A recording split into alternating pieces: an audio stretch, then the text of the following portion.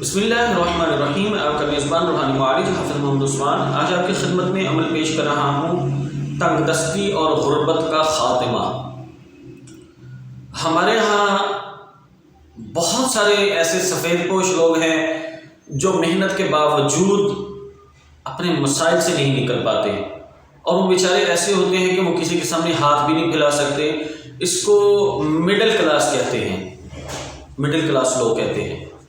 بہت سارے امیر لوگ بھی بیچارے اپنی جو ان کا سٹیٹس ہے اس کو بچانے کے لیے بھی اپنے آپ کو سفید پوش کیا ہوتا انہوں نے۔ بظاہر وہ بہت امیر نظر آ رہے ہیں لیکن اندر سے بیچارے خالی ہوتے ہیں۔ اب اس کی اگر تو آپ کا کاروبار تباہ ہو چکا ہے، ہر چیز آپ کی ختم ہو چکی ہے، آپ پہلے بہت اچھے تھے، اب آپ کا سارے معاملات ختم ہو گئے ہیں، تو پھر مسٹ ہے، 100% مسٹ ہے، آپ یا تو سخت نظر بد کے زد میں ہیں یا سخت جادو جنات کے اثرات میں ہیں۔ پیچھے دشمن کوئی بیٹھا ہے جس نے آپ کو تباہ و برباد کر دیا ہے۔ اس کے لیے بہترین طریقہ یہ ہے کہ آپ سب سے پہلے اپنی تشخیص کریں، اپنے گھر کی تشخیص کریں، تاکہ آپ کو کنفرم ہو جائے کہ آپ کے اوپر جادو جنات کے اثرات ہیں یا نہیں۔ آپ کے زوال کی وجہ جادو جنات تو نہیں ہے۔ اگر جادو جنات کے اثرات تشخیص میں آ رہے ہیں تو مسٹ ہے کہ آپ کو جادو جنات کا علاج کروانا ہے۔ اس کے علاوہ آپ جو بھی وظیفہ کر لیں، جو بھی عمل کر لیں، نہیں کام آئے گا، کیونکہ جو جادو جن کا مریض ہوتا ہے اس کی کوئی وظیفہ کام نہیں کرتا، کوئی دعا اس کی قبول نہیں ہوتی۔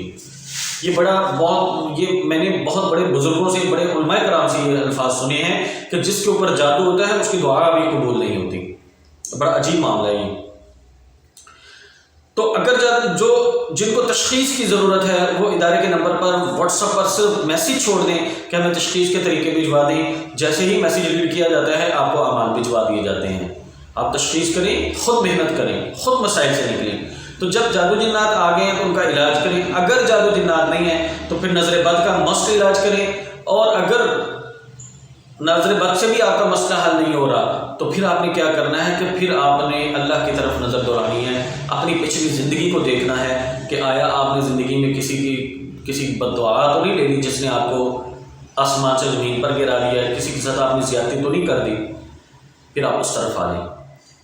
تو وہ لوگ جن کا ذریعہ معاش بہت کم ہے اور وہ اپنے ذریعہ معاش کو بڑھانا چاہتے ہیں، لفظ استعمال کر رہا ہوں چاہتے ہیں، وہ لوگ کبھی بھی کامیاب نہیں ہو سکتے رزق کے معاملے میں، کاروبار کے معاملے میں، کہ جو چاہتے نہیں ہیں، کیونکہ اللہ تعالیٰ نے فرمایا کہ میں اس قوم کی حالت کو نہیں بدلتا جو اپنی حالت خود نہیں بدلنا چاہتے۔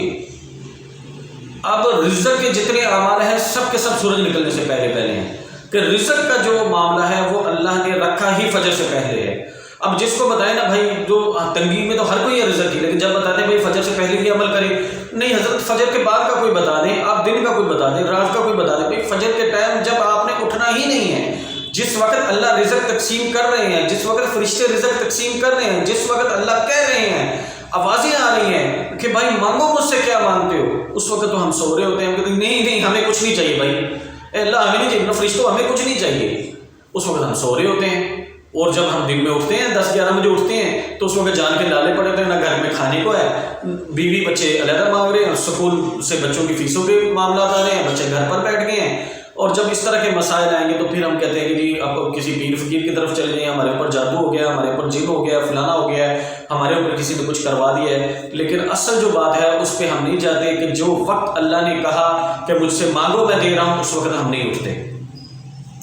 بہرحال وہ لوگ جو اپنے کاروبار کو بڑھانا تو چاہتے ہیں لیکن ان کا کاروبار بڑھ نہیں رہا، وسیلہ نہیں بن رہا، ان کے لیے یہ عمل پیش کر رہا ہوں۔ وہ عمل کو نوٹ کریں اور اس کو رزق کے اعمال کو پوری زندگی کا معمول بنا کر رکھا کریں۔ رزق کا عمل جہاں سے ملے کر لیا کریں۔ رزق کے بہت زبردست اعمال ہوتے ہیں وہ، اور ان کو پوری زندگی کا معمول بناتے ہیں، کیونکہ آپ کو رزق ساری زندگی چاہیے۔ جب تک آپ کی زندگی ہے آپ کو رزق کی وسعت چاہیے۔ مسائل کو حل کرنے کے لیے پیسے کی ضرورت پڑتی ہے، تو اس لیے پوری زندگی اعمال کرنے، یہ نہیں ہے کہ کتنے دن کر لیں، کتنے دن کا کوئی چکر نہیں ہے۔ पूरी ज़िंदगी के अमाल होते हैं। इसके लिए अमल आपकी खिदमत में पेश कर रहा हूँ, उसको नोट फरमाएँ। ख़वातीन भी करें, बच्चे भी करें। ख़वातीन मखसूस अय्याम में नहीं करेंगी, लेकिन उसकी तरतीब अलग बताऊँगा, ख़वातीन मखसूस अय्याम में भी करें। इसके लिए आपने फ़जर की नमाज के फ़ौरन बाद ये अमल करना है। अव्वल आखिर एक दफ़ा दुरूद शरीफ, 1100 दफ़ा अल्लाह ताला का नाम या मुग़नी, और 11 दफ़ा सूरत मुज़म्मिल ये पढ़ना है आपने। इसमें आपने कोशिश करनी है कि जब आप शुरू करें तो पहले 40 दिन तक नागा ना हो, ताकि अमल की तासीर आपको हासिल हो जाए, आपके अंदर एक सिस्टम इंस्टॉल हो जाए। फिर कोई वक्त आगे पीछे थोड़ा बहुत हो जाए या कोई नागा हो जाए किसी वजह से, तो उसमें परेशानी नहीं होगी, अमल की ताकत बरकरार रहती है। दूसरा, ख़वातीन जो हैं वो 40 दिन पूरे कैसे करेंगी? वो यूँ करेंगी कि आपने अगर जब भी शुरू किया तो बीच में छुट्टियां आ गई हैं, उन छुट्टियों के दौरान भी उन्होंने उस वक्त सोना नहीं है, उठना है, उसी वक्त वज़ू करेंगी, उसी वक्त बैठकर सिर्फ अल्लाह ताला का नाम या मुग़नी 1100 दफ़ा पढ़ेंगी, अव्वल आखिर एक दफ़ा दुरूद शरीफ के साथ। फिर ये जितने दिन भी उनकी छुट्टी होगी उनको काउंट कर लेंगी, वो फिर दिन आगे बढ़ा के सूरत मुज़म्मिल के साथ पूरा करेंगी।